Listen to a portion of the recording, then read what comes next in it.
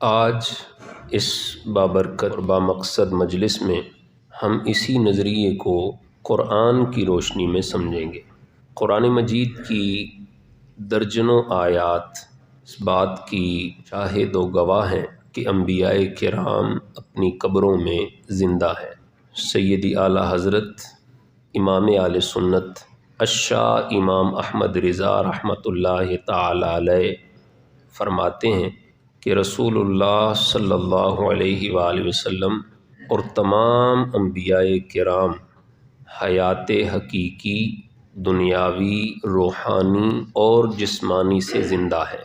اپنے مزارات طیبہ میں نمازیں پڑھتے ہیں، روزی دیے جاتے ہیں، جہاں چاہتے ہیں تشریف لے جاتے ہیں، زمین و آسمان کی سلطنت میں تصرف فرماتے ہیں کہ انبیاء کرام اپنی قبروں میں زندہ ہیں، یصلون، وہ نمازیں بھی ادا فرماتے ہیں۔ تو آج کی اس مجلس میں ہم قرآن کی روشنی میں سمجھتے ہیں کہ اللہ نے ہمارے آقا کو کیسی حیات عطا فرمائی ہے۔ کفار مکہ جو قرآن کے منکر تھے، ان کفار نے اللہ کی بارگاہ میں عرض کی، ان کان ھذا ھو الحق من عندک، کہ اے اللہ اگر یہ قرآن تیری طرف سے حق اور سچ ہے تو فَأَمْطِرْ عَلَيْنَا حِجَارَةً مِّنَ السَّمَاءِ، تو ہم پر آسمان سے پتھر نازل کر، اَوْ ائْتِنَا بِعَذَابٍ أَلِيمٍ، یا ہمیں کوئی اور سخت عذاب دے۔ کفار نے خود اللہ سے عذاب مانگا، قرآن کا انکار کیا، لیکن اللہ نے مکہ کے کافروں پر اجتماعی عذاب نازل نہیں فرمایا، اور عذاب نہ نازل کرنے کی وجہ بھی بیان فرمائی۔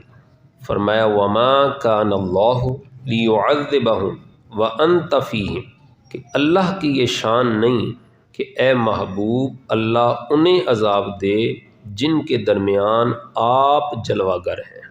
اللہ انہیں عذاب نہیں دے گا کہ جن کے درمیان آپ جلوہ گر ہیں۔ کافروں پر اللہ نے عذاب اس لیے نازل نہ فرمایا کہ تاجدار کائنات ان کے درمیان جلوہ گر تھے۔ میں نے گزشتہ جمعے کو بھی عرض کیا، پچھلی قوموں نے نافرمانیاں کیں، گناہ کیے، بدعمالیاں کیں، اللہ نے ان قوموں پہ اجتماعی عذاب نازل کیا، پوری کی پوری قومیں تباہ و برباد ہو گئی۔ آج کون سا گناہ ہے جو ہم نہیں کر رہے؟ ہزارہا گناہوں کے باوجود آج بھی ہم پر عذاب نازل نہیں ہوتا، حالانکہ گزشتہ قوموں میں کسی پر اللہ نے زلزلے کے عذاب نازل کیا، کسی پہ طوفان آیا، کسی کے چہرے مسخ کر دیے گئے۔ سارے گناہ ہمارے اندر موجود ہیں، مگر پھر بھی اللہ کی طرف سے اجتماعی عذاب نازل نہیں ہوتا۔ تو ہزارہا گناہوں کے باوجود اب بھی مسلمانوں پر اللہ کا اجتماعی عذاب نازل نہ ہونا اس بات کی دلیل ہے کہ ہمارے آقا زندہ ہے، ہمارے آقا زندہ ہے، اس لیے اجتماعی عذاب نازل نہیں ہوتا۔ اسی طرح سورہ توبہ کی سیکنڈ لاسٹ آیت 11واں سپارہ اللہ تعالیٰ ارشاد فرماتا ہے، لَقَدْ جَاءَكُمْ رَسُولٌ مِّنْ أَنفُسِكُمْ عَزِيزٌ عَلَيْهِ مَا عَنِتُّمْ، تحقیق تمہارے پاس وہ شان والا رسول آیا ہے کہ تمہارا مشقت میں پڑنا اس نبی پر گراں گزرتا ہے۔ عزیز علیہ ما عنتم، جب بھی جہاں بھی کوئی بھی حضور کا امتی کسی تکلیف میں ہوتا ہے تو امتی کی تکلیف تاجدار کائنات محسوس فرماتے ہیں۔ امتی کی تکلیف پر سرکار علیہ الصلاۃ والسلام کی طبیعت گراں ہوتی ہے، بھاری گزرتی ہے۔ قرآن مجید کے اس مقام سے اہل سنت کے دو عقیدے واضح ہوتے ہیں۔ پہلا ہمارا یہ عقیدہ ہے کہ کوئی امتی کہیں بھی ہو، اس کی ہر حالت اور ہر کیفیت سے ہمارے آقا آگاہ ہے، یہ ہمارا عقیدہ ہے، اور اس کی دلیل قرآن مجید کا یہ حصہ ہے۔ اللہ فرماتے ہیں عزیز علیہ ما عنتم، تمہارا مشقت میں پڑنا نبی پہ گراں گزرتا ہے، تمہارا تکلیف میں پڑنا نبی پر بھاری گزرتا ہے۔ تو ظاہر ہے نبی پہ بھاری اور گراں تب گزرے گا جب سرکار کو پتہ ہوگا میرا امتی کس حال میں ہے۔ تو اللہ کا یہ فرمانا کہ تمہارا مشقت میں پڑنا نبی پر گراں گزرتا ہے، اس بات کی دلیل ہے کہ سرکار کا کوئی امتی کہیں بھی ہو، جس حالت اور جس کیفیت میں ہوتا ہے، مدینے کے تاجدار امتی کی ہر حالت اور ہر کیفیت کو جانتے ہیں، ہر حالت سے آگاہ ہے اللہ۔ اور دوسرا عقیدہ ہمارا کہ ہمارے آقا صلی اللہ علیہ وآلہ وسلم زندہ ہے، ہمارے آقا اپنی قبر انور کے اندر جلوہ فرما ہیں اور زندہ ہیں، اور یہی مقام قرآن مجید کا اللہ فرماتے ہیں عزیز علیہ ما عنتم، تمہارا مشقت میں پڑنا نبی پہ گراں گزرتا ہے، یعنی تکلیف تمہیں ہوتی ہے، اس تکلیف کا احساس مدینے کے تاجدار کو ہوتا ہے۔ طبیعت پہ گراں گزرنا، بھاری گزرنا، کسی کی تکلیف کو محسوس کرنا، کسی کو مشقت میں دیکھ کر خود غم زدہ ہو جانا، یہ کیفیات مردوں کی نہیں ہیں، یہ کیفیات زندوں کی ہوتی ہیں۔ تو اللہ کا یہ فرمانا کہ عزیز علیہ ما عنتم، تمہارا مشقت میں پڑنا نبی پہ گراں گزرتا ہے، اللہ کا یہ فرمان اس بات کی دلیل ہے کہ ہمارے آقا صلی اللہ علیہ وسلم اپنی قبر انور کے اندر زندہ ہے، اور ایسے زندہ ہیں کہ امتی کی تکلیف کو بھی محسوس فرماتے ہیں۔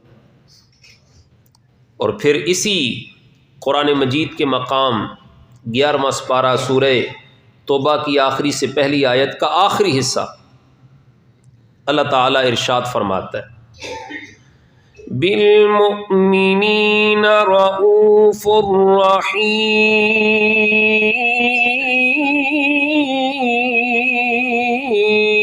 رحیم۔ اللہ، یہ جو نبی ہیں یہ مومنوں کے لیے رؤوف بھی ہیں اور رحیم بھی ہیں۔ کن کے لیے؟ تمام مومنین کے لیے۔ یہ نبی مومنوں پر مہربانی کرنے والے بھی ہیں اور مومنوں پر رحمت کرنے والے بھی۔ کیا مومنین ایمان والے ختم ہو گئے ہیں یا موجود ہیں؟ الحمدللہ موجود ہیں، ہم سارے سرکار کے کرم سے ایمان والے ہیں، اور اللہ نے حضور کی شان بیان فرمائی کہ حضور صلی اللہ علیہ وسلم مومنوں پر مہربانی کرنے والے ہیں۔ کیا ایسے ہو سکتا ہے کہ جس پر مہربانی کرنی ہو وہ تو زندہ ہو اور جس نے مہربانی کرنی ہو وہ مر گیا ہو، وہ ختم ہو گیا ہو؟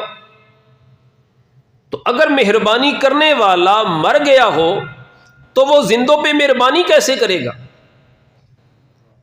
تو پتہ چلا کہ اللہ کا یہ فرمان کہ بالمؤمنین رؤوف الرحیم، کہ میرا محبوب مومنوں پر مہربانی کرنے والا ہے، اور مہربانی وہ کر سکتا ہے جو زندہ ہوتا ہے۔ اللہ کا یہ فرمان اس بات کی دلیل ہے کہ ہمارے آقا زندہ ہے، ہمارے آقا زندہ ہے۔ اور سورۃ الانبیاء 17واں سپارہ اللہ تعالیٰ کا معروف فرمان، ہر مسلمان کو قرآن مجید کی یہ آیت آتی ہے، اللہ تعالیٰ اپنے محبوب کی شان کو بیان فرماتے ہیں وَمَا أَرْسَلْنَاكَ إِلَّا رَحْمَةً لِّلْعَالَمِينَ۔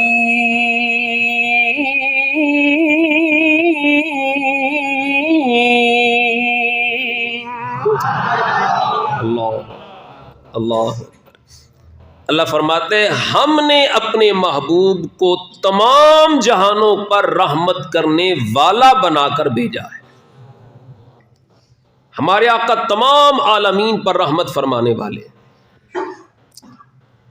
اور عالمین میں کون کون سی چیزیں آتی ہیں؟ اللہ کے سوا کائنات کی تمام چیزیں عالمین میں داخل ہیں۔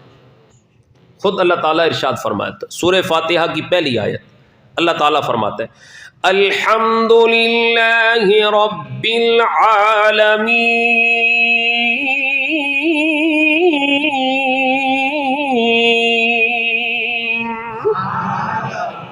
تمام تعریفیں اس رب کے لیے جو تمام عالمین کو پالنے والا ہے۔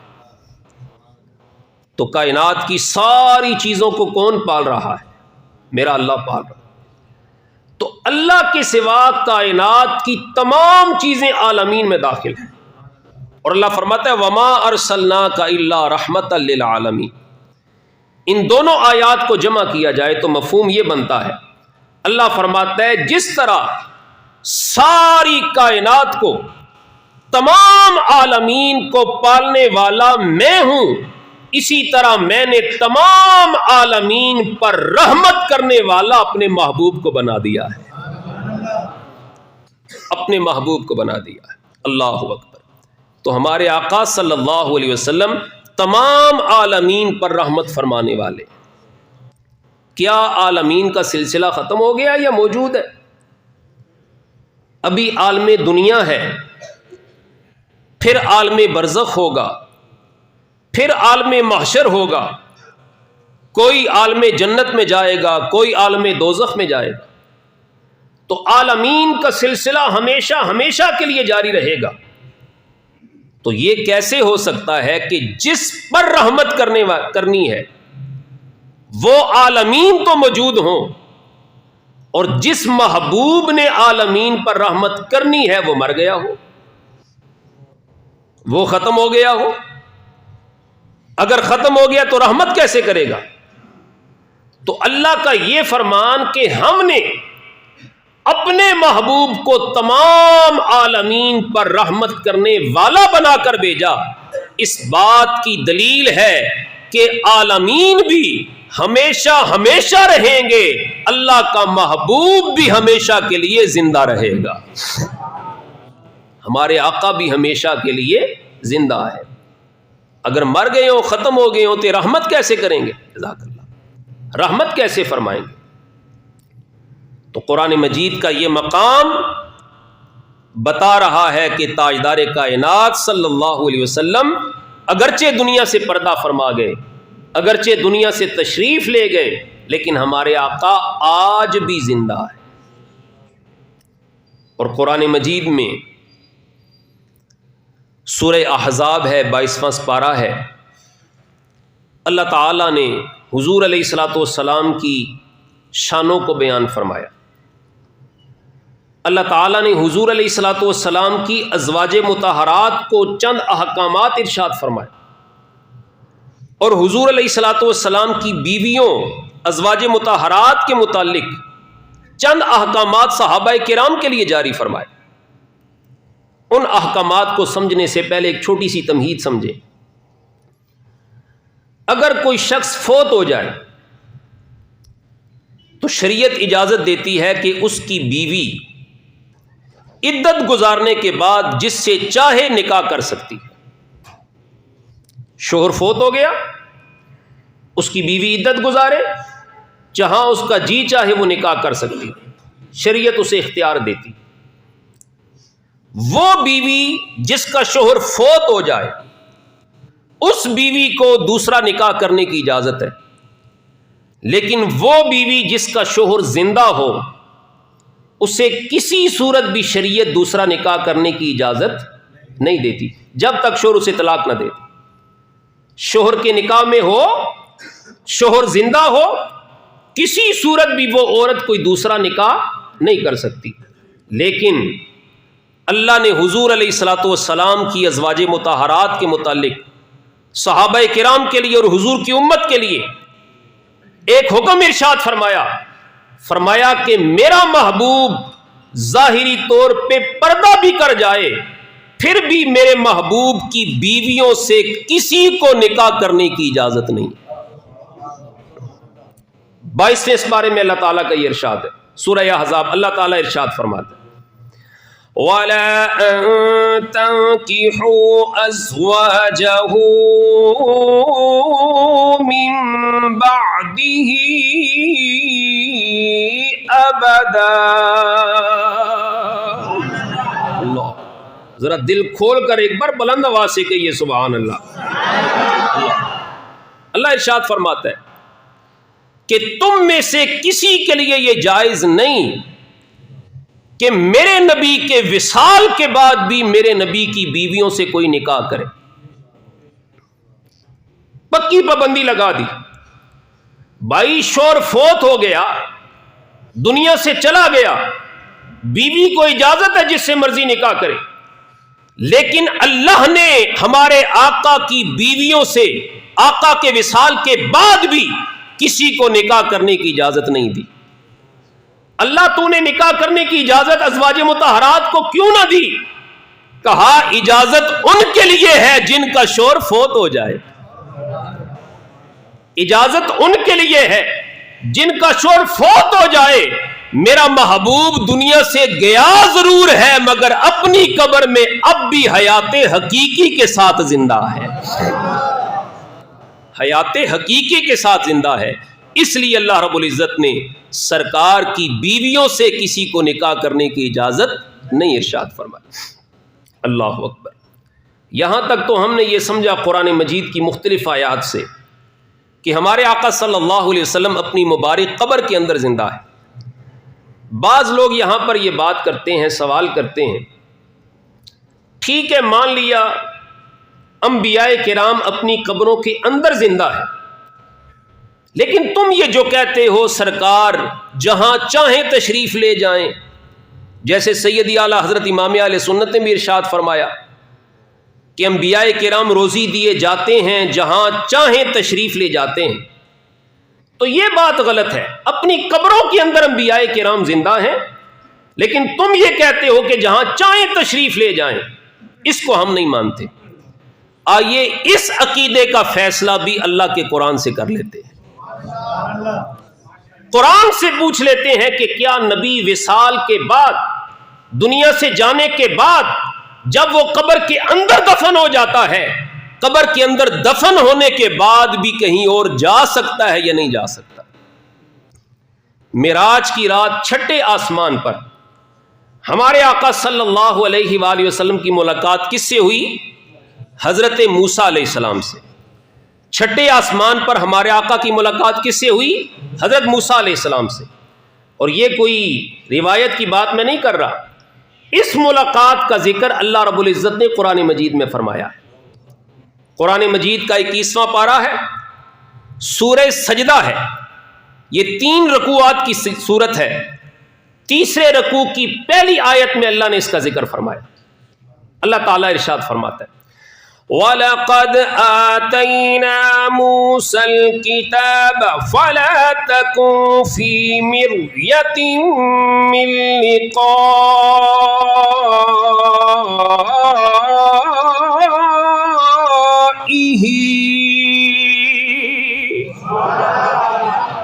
اللہ فرماتے ہیں ہم نے موسیٰ علیہ السلام کو کتاب دی.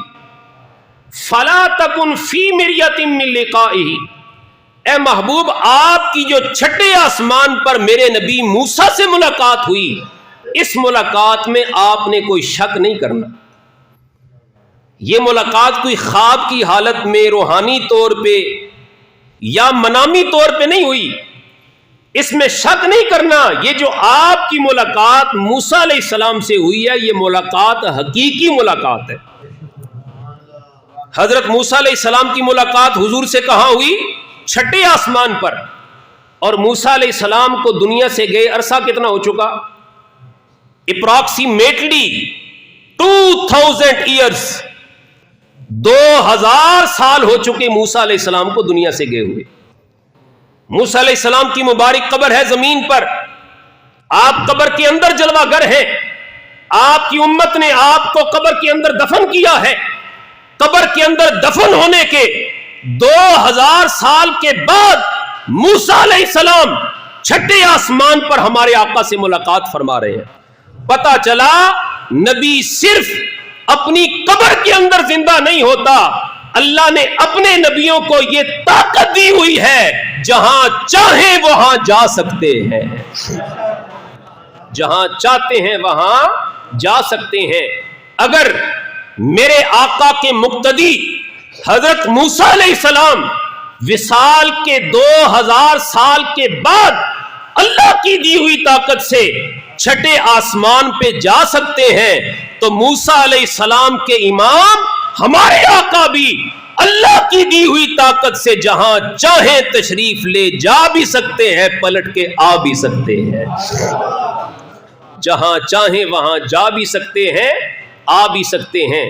اسی لیے کسی عارف نے، کسی عاشق نے سرکار کی بارگاہ میں عرض کی، اے مدینے کے تاجدار، اللہ نے آپ کو طاقت دی ہے، جہاں چاہیں تشریف لے جاتے ہیں، جہاں چاہیں جلوہ گر ہو سکتے ہیں۔ اے آقا، ہم بھی تو آپ کے غلام ہیں، ہم پہ بھی تو کرم فرما دے۔ وہ عاشق سرکار کی بارگاہ میں عرض کرتا ہے، کدی آؤ غریباں دے محلے یا، ماشاءاللہ کہنا آتا ہے سب کو، کدی آؤ غریباں دے محلے یا، اے آقا اللہ نے آپ کو طاقت دی ہے، آپ اللہ کی دی ہوئی طاقت سے جہاں چاہیں جلوہ فرما ہو سکتے ہیں، تشریف لے کے جا سکتے ہیں۔ ہم آپ کے غلام ہیں، ہم آپ کی بارگاہ میں عرض کرتے ہیں، کبھی ہماری طرف بھی کرم فرما دیجئے۔ کدی آؤ غریباں دے محلے یا،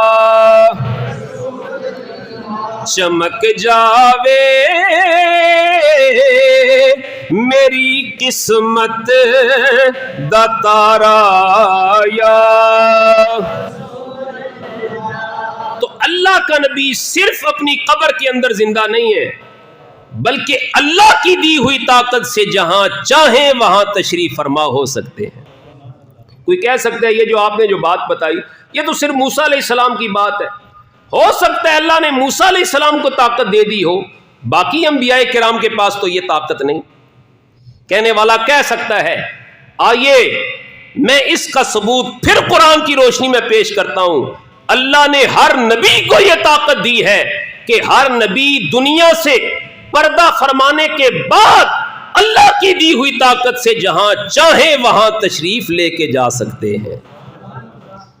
قرآن مجید 25واں پارہ سورہ زخرف، اللہ تعالیٰ کا فرمان، معراج کی رات مسجد اقصیٰ میں اللہ رب العزت نے تمام انبیاء کرام کو جمع کیا، ہمارے آقا صلی اللہ علیہ وسلم نے امامت کروائی۔ تفسیر خازن کے حوالے سے میں عرض کر رہا ہوں، حضرت عبداللہ ابن عباس رضی اللہ تعالیٰ عنہ فرماتے ہیں، جب حضور صلی اللہ علیہ وسلم نے تمام انبیاء کرام کو نماز پڑھا دی، وہ انبیاء کرام جو دنیا سے جا چکے وہ سارے کے سارے مسجد اقصیٰ میں جمع ہوئے، آقا کے پیچھے نماز پڑھی۔ جب نماز آقا پڑھا چکے، پھر اللہ تعالیٰ نے اپنے محبوب کو ایک حکم ارشاد فرمایا کہ ان نبیوں سے ایک بات پوچھو۔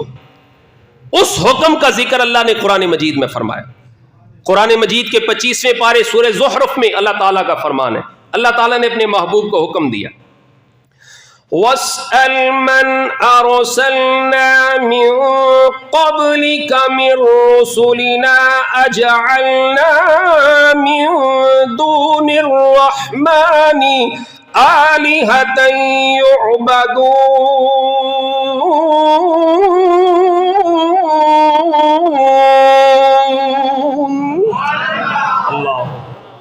اللہ نے فرمایا کہ اے محبوب ان نبیوں سے پوچھو، یہ جن نبیوں نے آپ کے پیچھے نماز پڑھی ہے، ان نبیوں سے وسأل، سوال کرو کہ کیا ان نبیوں کے دور میں بھی اللہ کے سوا کوئی عبادت کے لائق تھا؟ ان سے سوال کرو۔ سوال مردوں سے نہیں ہوتے، سوال زندوں سے ہوتے ہیں، اور سوال روحوں سے نہیں ہوتے، سوال جسموں سے ہوتے ہیں۔ قبر میں منکر نکیر آ کے روحوں سے سوال نہیں کرتے، قبر میں منکر نکیر آ کے جسم سے سوال کرتے ہیں۔ تمام انبیاء کرام کو اللہ نے ان محبوب کو حکم دیا، ان سے سوال کرو۔ تمام انبیاء کرام سے سوال کرنے کا اللہ نے ہمارے آقا کو حکم دے کے بتا دیا کہ نبی پاک نے جتنے نبیوں کو نماز پڑھائی ہے وہ سارے کے سارے نبی زندہ ہیں، اور صرف قبروں کے اندر زندہ نہیں ہے، ہم نے اپنے نبیوں کو یہ طاقت دی ہے کہ اپنی قبروں کے اندر بھی زندہ ہیں، اپنی قبروں کے اندر بھی نماز پڑھتے ہیں، لیکن نبیوں کے پاس یہ طاقت بھی ہے، اگر نبیوں کو آمنہ کے لال جیسا امام مل جائے تو نماز پڑھنے کے لیے مسجد اقصیٰ بھی آ جاتے ہیں۔ تو سارے انبیاء کرام مسجد اقصیٰ میں جمع ہوئے، اپنے جسموں کے ساتھ جمع ہوئے، پتہ چلا کہ اللہ نے اپنے نبیوں کو یہ طاقت بھی عطا فرمائی ہے، صرف اپنی قبروں کے اندر زندہ نہیں ہے بلکہ اللہ کی دی ہوئی طاقت سے جہاں چاہیں وہاں تشریف لے کے جا سکتے۔ جب یہ باتیں ہم کرتے ہیں نا تو بعض منکر لوگ جن کے پاس پھر دلائل کوئی نہیں ہوتے، وہ آگے سے ایک عقلی بات کرتے ہیں، وہ کہتے ہیں دیکھیں جی نبی پاک صلی اللہ علیہ وسلم کا وصال ہوا کہ نہیں ہوا؟ جی ہوا۔ کیا نبی پاک کو صحابہ کرام نے اپنے ہاتھوں سے قبر میں دفن کیا کہ نہیں کیا؟ جی کیا۔ کیا صحابہ کرام نے سرکار کی قبر کے اوپر مٹی ڈالی کہ نہ ڈالی؟ جی ڈالی۔ کیا سرکار کا روضہ مبارک بنا ہوا ہے کہ نہیں بنا ہوا؟ جی بنا ہوا ہے۔ تو جو دنیا سے جا چکا، قبر کے اندر دفن ہو چکا، ہم کیسے مان جائیں کہ وہ زندہ ہے؟ ہمارا بولا بالا سادہ سنی پھر آگے سے کہتے جی بات تو آپ ٹھیک کر دیں، جسے قبر میں دفن کر دیا گیا ہم اسے زندہ کیسے مان لیں؟ میں کہتا ہوں تھوڑی دیر کے لیے ٹھہر جاؤ اور میرے سوال کا جواب دو۔ قرآن مجید میں چند ایسی ہستیوں کا بھی ذکر ہے جن کے جسم کے ٹکڑے ٹکڑے ہو گئے، جن کے جنازے پڑے گئے، جنہیں قبروں کے اندر دفن کر دیا گیا، جن کی قبروں کے اوپر منو من مٹی ڈال دی گئی، جن کی قبروں پہ ہر سال لوگ حاضر ہوتے ہیں، مگر اللہ فرماتا ہے انہیں مردہ کہنا تو بڑے دور کی بات ہے، انہیں تم نے مردہ سوچنا بھی نہیں ہے۔ قرآن ہے، اللہ فرماتا ہے انہیں تم نے مردہ سوچنا بھی نہیں ہے۔ وہ کون ہے؟ وہ شہید ہیں۔ شہید فوت ہوا کہ نہیں ہوا؟ شہید ہوا نا، لوگوں نے اپنے ہاتھوں سے قبروں کے اندر دفن کیا، ہر سال شہداء کی قبروں پہ لوگ جاتے ہیں، قبروں کے اندر دفن ہے، لیکن اللہ فرماتا ہے تم نے انہیں مردہ سوچنا بھی نہیں ہے، وہ زندہ ہیں۔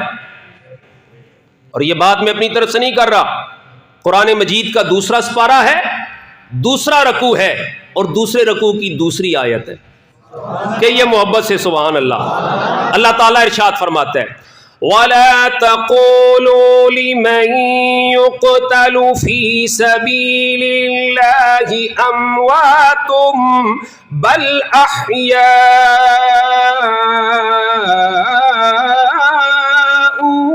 وَلَكِن لَا تَشْعُرُونَ۔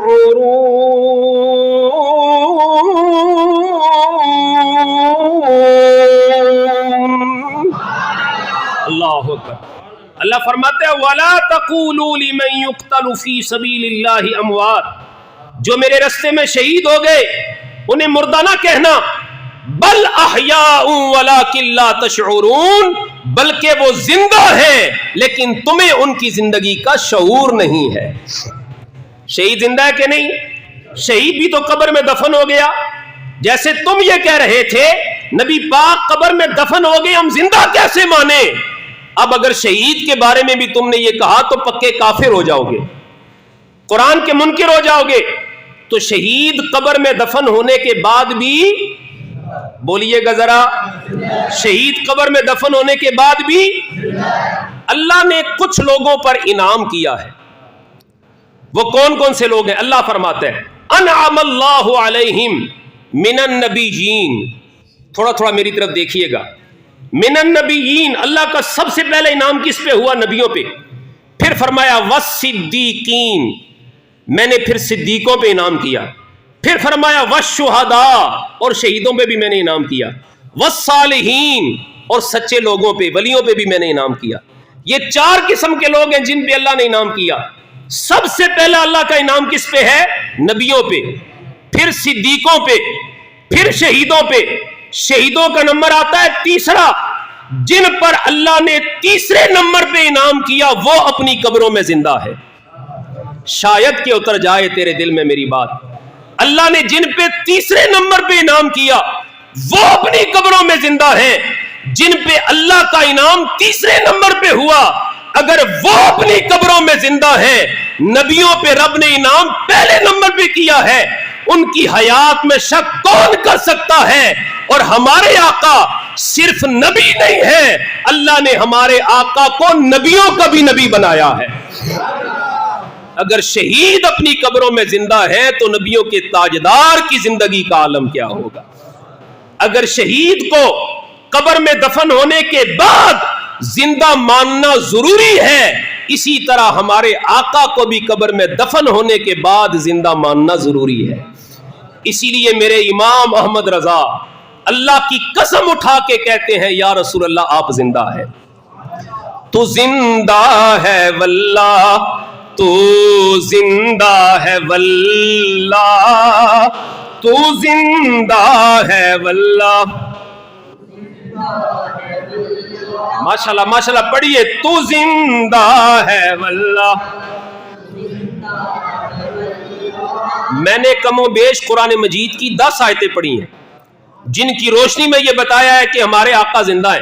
अगर किसी को शक है तो मैं और आयात भी पढ़ सकता हूँ। अल्हम्दुलिल्लाह मैं हाफ़िज़ कुरान हूँ और अब भी हर रोज तकरीबन 3 पारे रोज पढ़ता हूँ, मसला नहीं है।